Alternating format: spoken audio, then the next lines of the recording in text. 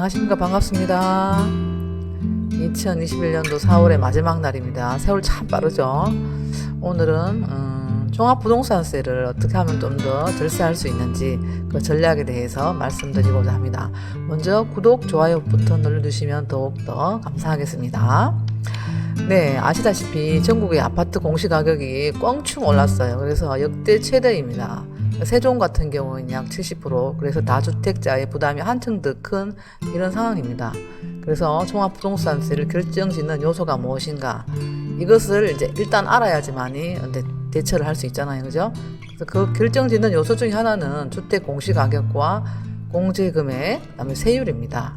그래서 이 주택 공시가격을 먼저 알고자 하면 매년 국토부에서 1월 1일 기준으로 항상 그 매년 4월 말에 발표를 하게 됩니다. 그래서 이제 이 신청 기간을 두고 이 신청을 받아들여 줄 수 있는 것은 받아들여 주겠지만, 그렇지 않은 경우에는 그대로 가격이 나오면 그에 따라야 되는 것입니다.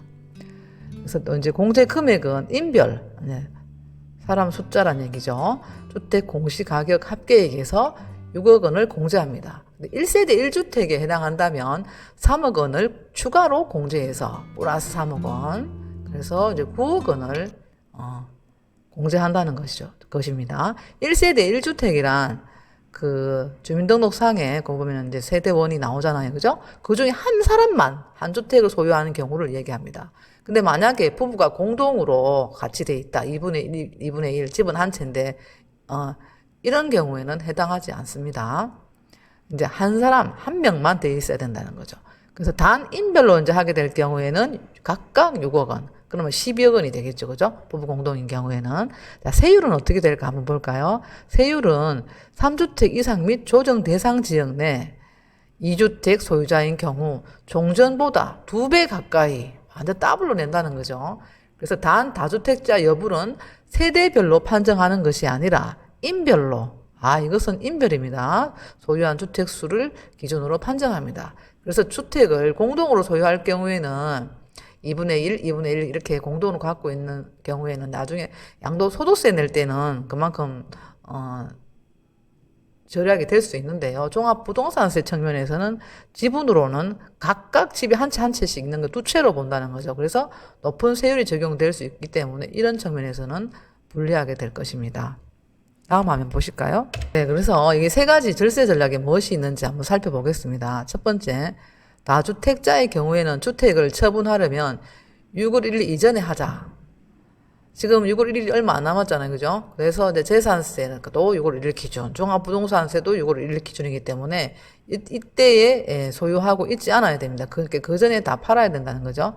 예를 들어서 조정지역에 2주택을 보유하는 경우 6억 원을 공제한 금액에 대해 종합부동산세를 부담합니다.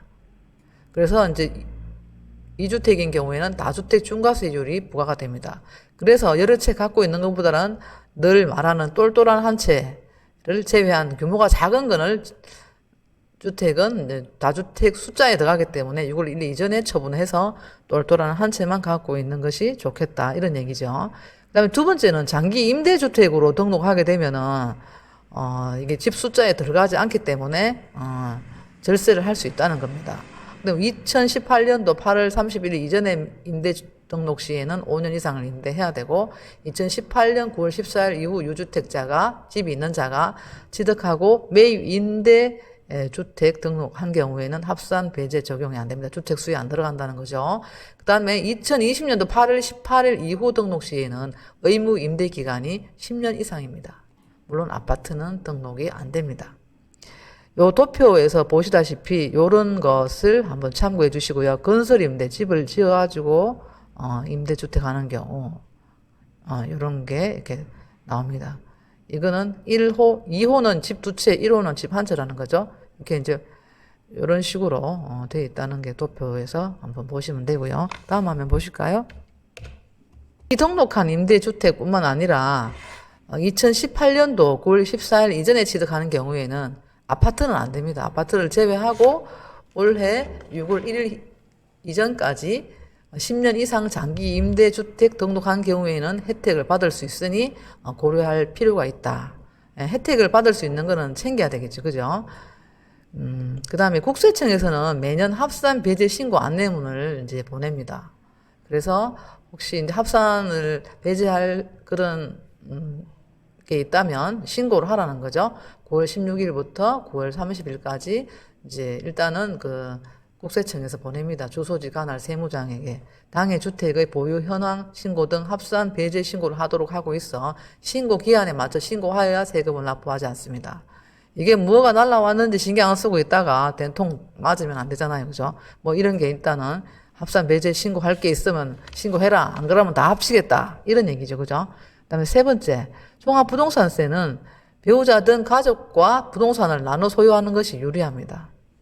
인별로 과세하기 때문에 가족 명의로 분산 보유하는 것이 유리하다. 특히 그 과세 기준이 부동산별로 일정 금액을 초과하는 경우에는 배우자 등 뭐 가족의 공동 소유 금액을 분산하는 것이 유리합니다. 예를 한번 들어보겠습니다.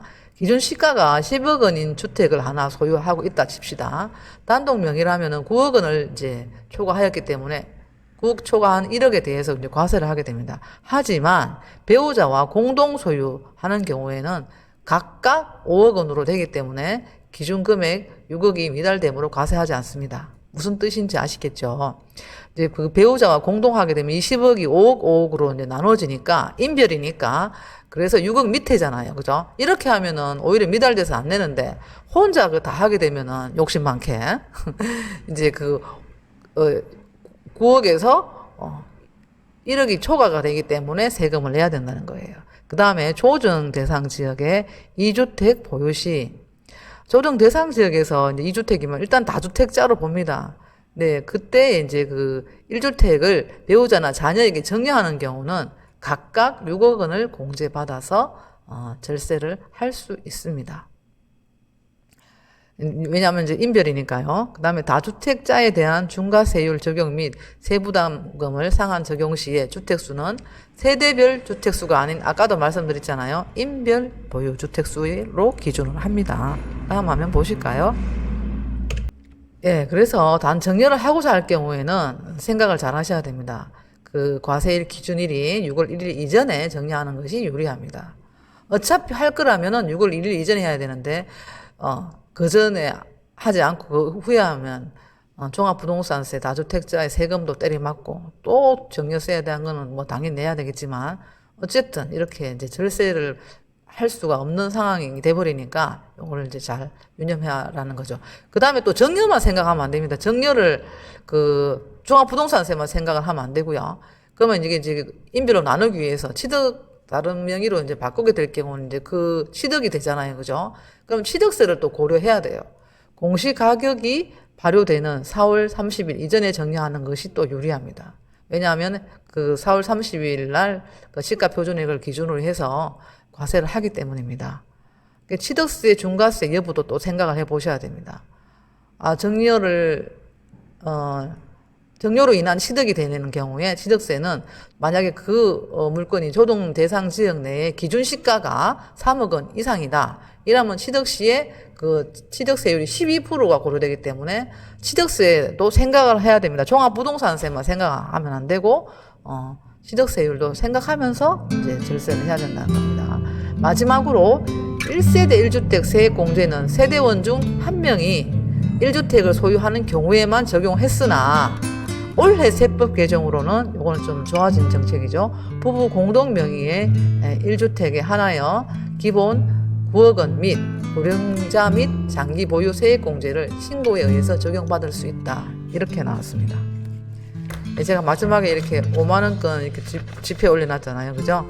사실 부동산하고 관련되는 세금은 아차하다 보면 엄청나게 많은 그런 돈이 몇 천이 뭐 심지어는 억이 왔다 갔다 할 수 있는 큰 돈이기 때문에 첫째 신중을 기하셔야 되고요. 그래서 이제 그 올바른 정보, 올바른 판단을 해서 이렇게 돈이 줄줄 나가지 않는 그런 전략을 세우셔야 될 것 같습니다. 오늘은 종합부동산세에 대해서 알아봤는데요. 여러분들에게 유익한 영상이 되었으면 합니다. 네, 감사합니다. 좋은 하루 되십시오.